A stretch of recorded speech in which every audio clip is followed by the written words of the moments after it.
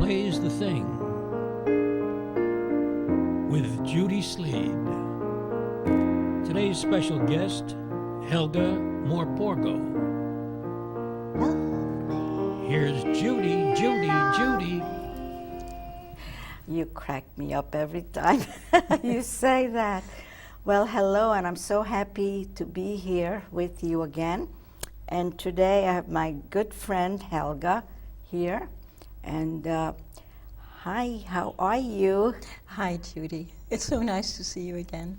So nice to see you in full regalia. I'm just and wearing it's my so ordinary good to clothes. dress up every once in a while, isn't it? Yes, yes. And you're an artist at it. You put together the most beautiful, colorful things. I really admire your style. Well, let's talk about admiring you because you are so talented. I know a little bit about you, that you have written a play, you won an award, you won a grant, and a lot of things you did in show business. Well, yes, that goes back quite a long time. I was going to Manhattan School of Music, studying the cello. It was my major. And my eyesight was a problem. I couldn't see the music on the music stand, and eyeglasses didn't fix the problem, because I had one eye that was farsighted, one eye that was nearsighted, and double vision. So I put my cello down and I started to write plays. And oddly enough, when I started going to college at Queens College, my first English professor was a playwright. And it just happened that any time that I was involved with any kind of writing, the teacher asked me to stay after school and told me I should be a writer. And we were given an improv to write. It was called The 10 Commandments, A Lesson in Immorality. Wow. And I thought that was very original. Was that the And he story about suggested- Moses? No, it wasn't about Moses. It was at the many different ways of looking at thou shalt not kill, thou shalt not steal, etc., etc. And everyone wrote whatever came into their minds. And I just kind of turned it around and looked at every aspect of when it's proper to kill, when it's improper to kill. When it's proper to kill? Well, let's say someone is in a burning car and they're screaming and you can't get them out. Oh. And if there's, Well. you know, and then I cited a different thing. I've been a vegetarian since the age of 4, and I'm very, very sensitive to life. And I'll walk down the street and I'll see that someone tore a flower and just threw it on the ground. Invariably, I go back, I pick up the flower, either put it in water or put it on grass or in something organic. And you're the type of person who sees an ant in the house, you pick it up and you take it outside. You put a wine glass over the ant, you slip a piece of paper under it, and you walk it to the door, and you put it outside. Do you also kiss it before you put it down? No, that would be invading its privacy. Oh my gosh. Well, I was going to ask you, what was the name of that play that you won a grant for? Well, it was called Getting Dark for Winter. And it was one of 2 finalists at the Audrey Wood Playwriting Contest. It was a finalist in several different plays, as well as my shorter play, Take a Swim, Charlie, While the Lake's Still There. They were both finalists, but I was given the grant for Getting Dark for Winter. It was a full-length play. And the HB studio was going to mount a production. However, some strange things happened along the way, and I withdrew the play. So it was not produced at the HB studio. Well, we have to do it here in the Hamptons. We have to put that play on next season at the Guildhall, the Naked Stage. It would be great. Well, you know, I could do the lead, if you ask me. You could do one of the major roles. You'd be very good for that? it. I'm full of Yes. ideas. at the time that I was writing a lot of plays, that first college professor gave me a term paper assignment. It was like a dissertation. He told me to read every play that Eugene O'Neill had ever written. And then I had to write this long-term paper, and of course I fell in love with Eugene O'Neill's plays. And I was married at the time, and every Friday night we would go to the La Mama. It was just a small storefront at the time, and they burned down, and they were doing all these experimental plays, and I really liked experimental theater. It was avant-garde. And there was the Cafe Chino. It was a little storefront cafe on, I believe it was Carmine Street in the West Village. And people like Sam Shepard and Lanford Wilson, they were just very young and trying out bits and pieces of play there. And they would keep people from entering the storefront, because once people were settled, you turned off the lights, and if anyone walked in, they'd be walking right on the stage. Because it was a cafe, and for the price of a cappuccino or an Italian sandwich, you could watch upcoming plays. You could see how the new playwrights were going to be working, how the new actors would be working. And I remember seeing Dames at Sea. It was the first big success that ran forever and ever and ever. It was a musical. It was directed by Robert Dada. And they had to be very, very inventive because they had no money. Joe Chino was a dancer from, I believe, Buffalo. And he worked in the daytime as a typist at a place called The Laundry. And he supported himself and his little theater doing that, and he slept in his coffee shop. And after everyone left, after the performances, he would sometimes dance, and I was told totally naked, and express himself completely. And then he'd drop a mattress, put it on the floor, and sleep there, and the following morning get up very early and go and type all day. And they had to do things like create illusions with old umbrellas really and whatever. A wonderful concept. I think they should do that in a naked stage. You said he was doing something. Yes, yes. No, I'm only kidding about that. But to put on plays and serve coffee and cake and just for the price, and that would cover all the expenses. That would be really great. Yes. See, and all these things that you just told me, you could write an article on one of the newspapers. I wrote an article about the Joe Chino Cafe. As a matter of fact, many years ago, I even interviewed Lanford Wilson, and somehow I did not follow through and submit it anywhere. I do that very frequently. It's the passion of the doing. It's more the passion of the doing, the process, than actually the product. Yeah, I can understand that's what that. Chino was doing. It was the passion of the doing. He never really made any money, and he had a very tragic ending in the 50s. And I have read an article that you have written recently in Dan's paper. And that was also a fluke. I didn't know you had written that. I had to go to Manhattan, and I took the train, and I took reading material, and I said, oh boy, this is Helga, and she didn't even tell me she had written this. So tell us. Well, it's about the family house, the Morpurgo mansion, that has been the subject of a great deal of controversy and the subject of a lot of news stories in the local papers. My parents bought it in the early 60s. Actually, they bought it in 1965. And it was, it's in the historic district of Sag Harbor. And the John Germain Library wants the building. And it was approximately 5 years ago that Oh, Robert I see. It's Reiser on the screen. told me. The house. Oh, you see it there.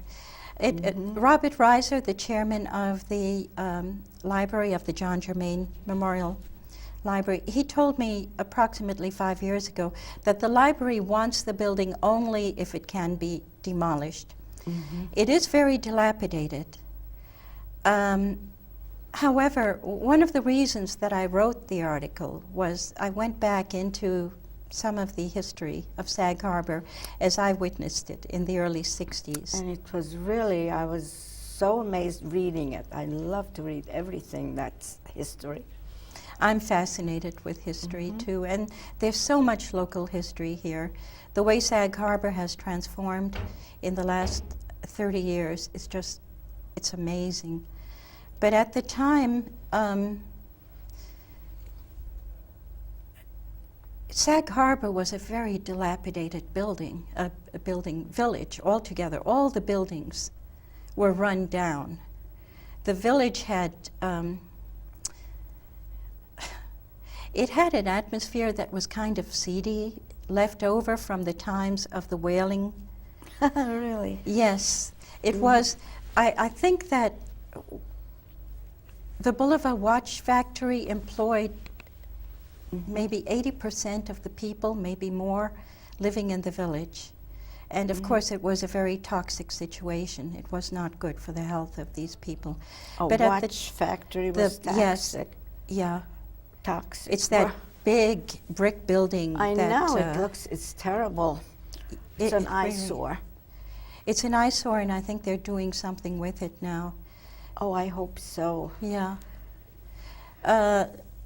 But through the years, I've seen such transformations, because when I first came to Sag Harbor, I guess it was 1961, I thought, oh, what a run-down village. It's so ugly, and there's nothing to do here.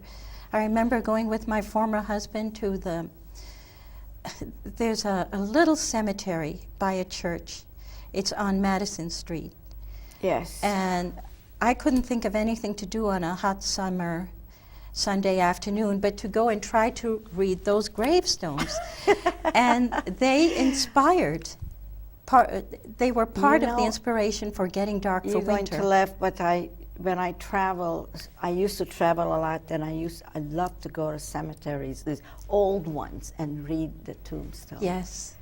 I don't know if it's morbid or what, but it interests me. I like to do that too. Well, they were so weathered. They were hard to read. But one thing I noticed was that they would start out with these flowery verses. A child that was 6 months old that had died had a long, long flowery verse. And then the next child had a shorter flowery verse. And then the next child had an even shorter one. And they got down to the first wife, and it was just a line or two, and then the second wife a line or two. And apparently the captain outlived everyone. And all he got was the date he was born and the date he died. So it was very interesting to try to get into the history by reading gravestones. So that captain probably didn't have anybody to cry for him. So there was no... Well, you never know. I have a captain story that's very interesting, because when my parents first discovered Sag Harbor, they bought a house on Main Street. It wasn't an 8-apartment building like the one that's up for sale now, but it was a big house, and it's 2 doors closer to the village than the Whaling Museum. And one night, someone knocked at the door who was a captain, a sea captain. And my mother apparently opened the door, and he needed a place to stay. And she gave him a room in the attic. And she didn't charge him anything, because she came from a long line of Norwegian seafaring people. And she realized the loneliness of sea captains and seafaring people. And she gave him a very nice room. And in the morning, she brought him breakfast. and found him dead in the bed. Oh, how Yes, shocking. and that was the first house that they owned right on Main Street. Then they wanted a house that could be an income-producing property as a place for their retirement that they could have an income from. And my mother wanted the house adjacent to the library. And it was Captain Vale's house, built in 1812. And it had been converted into 8 apartments in the 40s, and they were all occupied. And the room that I still use now as a sculpting studio is the front upstairs apartment. And Mrs. Eldridge lived in that apartment. And she was in her 80s when my parents were alive. She was very, very charming. And she had played in the movie house when it was a silent movie house. You and mean she was on the film, or The silent movies? she was in the movies? No, she actually played the piano, Oh. the background piano music for the silent movies. And she occupied that front upstairs apartment, the one that I ended up taking. I like it because there's a Christmas tree right outside. And I don't live there. I live in Windmill Village, but I use that apartment for sculpting. And she was quite a wonderful, charming old lady. She practiced her player piano every day. And it was so out of tune, it was listening to an instrument that had been underwater. But she played away, and none of the tenants complained. Everyone was kind of easy. And my father, he had a retirement medical office downstairs. My mother had an art gallery downstairs. So it's a 3-level house, and they took the whole ground level for themselves to live in and for the medical office. So are you planning on fixing up the house? The house is going up for auction. Oh, is it? Yes, it's going up next month. And it's very, very dilapidated. And I really want to live somewhere else. I would love to have a healing center for sound. I really believe that sound is the healing modality of the future. And I think the most conducive place for that would be Boulder, Colorado. But back to the house here, it's very dilapidated, but maybe equal to and maybe a little worse to many of the older buildings. When we first came to Sag Harbor in the 60s, everything has been gutted. I mean, any house of any vintage was gutted and rebuilt. And let's face it, building and painting, it's a main industry here in the Hamptons. So this could be gutted and rebuilt. However, being a historic landmark, it would have to be renovated according to historic code. Now, the John Germain Library, if I should believe Robert Reiser, the chairman of the board, who spoke to me nearly 5 years ago, said that they only want the building if it can be demolished. Which is strange because he insisted that the building itself be appraised from the inside. Now, why appraise a building that you're going to demolish? That doesn't make sense to me. I think there must have been some other motivations going on. I was just finished reading a book where there was the subject was about a building that was a historic landmark. Yes. So it was discussed how much it's worth, and whether they had to ask the town's permission to Yes. demolish it. I think people, the powers that be in the architectural building office, I think that they would be willing to demolish the building. I think it would be a shame to do so. I would love to see a wealthy person who wants to be able to walk to everything in town, step it back down to a luxurious one-family estate with a lot of parking in the backyard, because it has a big backyard. It even has space, perhaps, for a swimming pool. It's either And a parking or a vegetable swimming pool. And I'd love to see it be restored in its own No, character. but the reason I was talking about that book that how does the town feel about it as a historic landmark? Because a lot of times I think they're doing away with the history, and I think that's a shame, because I think more history you have, it makes it more interesting. So doesn't somebody need permission to gut that house, since it's a landmark?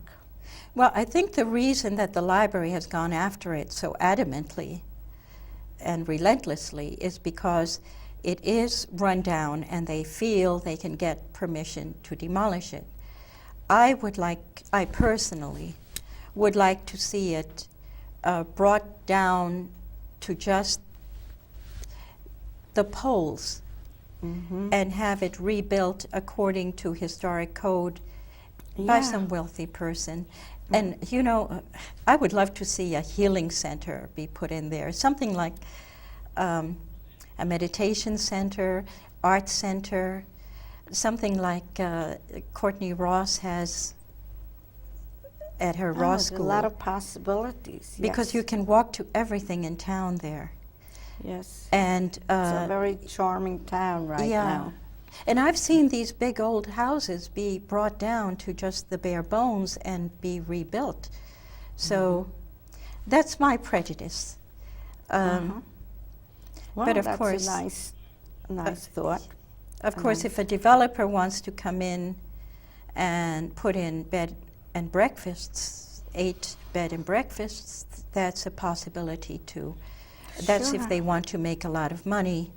But if a wealthy person, and that I'm hoping for, wants to keep it and restore it and have it as their own family So even place, though you're letting go of it, you still have feeling towards the house. I have feelings towards Sag Harbor. I have feelings for history and the house and Captain Vale, and all my imaginings of what it must have been like when he built it and when he was living in Sag Harbor.